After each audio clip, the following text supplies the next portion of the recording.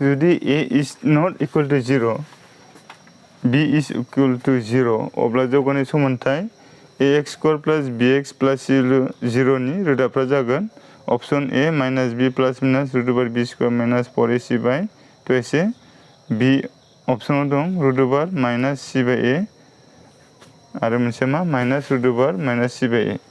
Option c आव दं c by b आरो minus c by b, option d आव दं c by a आरो a by b। दा जों सानफुंनि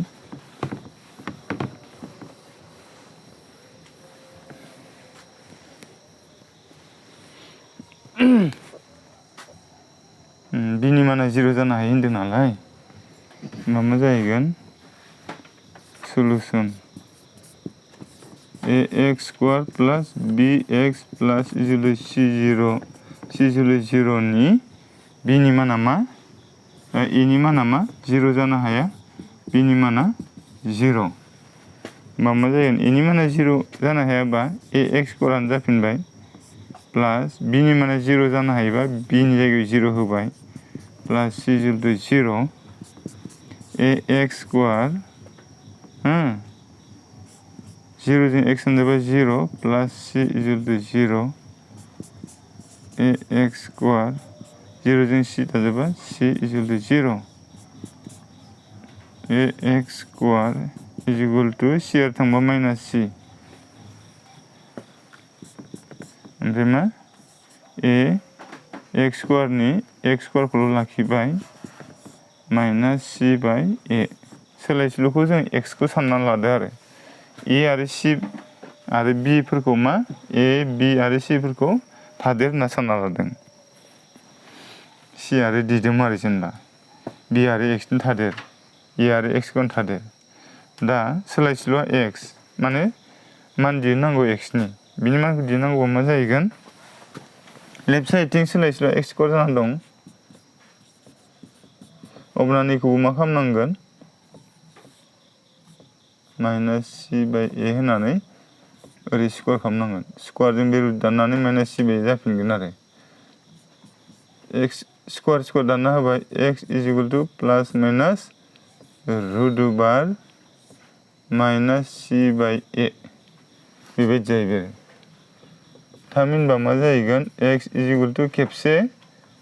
route over minus c by a आरो खेबसे माइनास रुट ओभार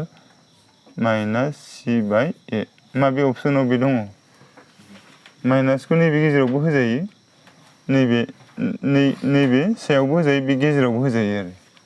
जाय अपसनाव root over minus c by a आरो मा minus root over minus c by a दङ बे अपसनानो जाहैगोन आरो कारेक्ट एन्सारा हो b ना बास ओंखायनो अपसन b ना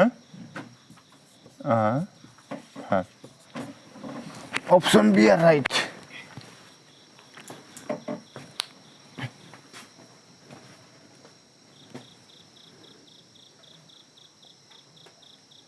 दिनै खै तारिख दिनै 4 तारिख नभेम्बरनि दा खैथा जाखो 10:42 10 रिंगा 40 मिनिट हरनि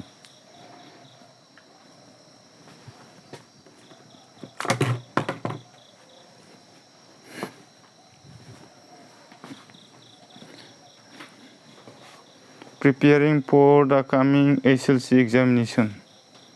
फैगासिनो थानाय मेट्रिक आनजादनि थाखाय साखाफारा जागासिनो दं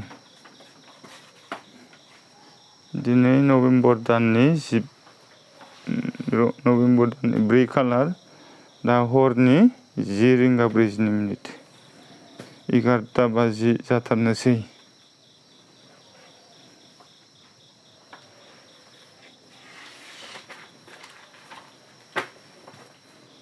If we do everything is possible. If we do nothing, everything is impossible.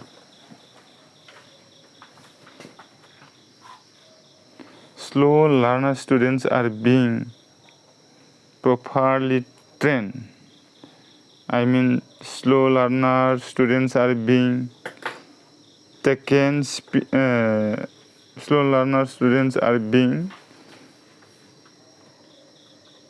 specially taken care of.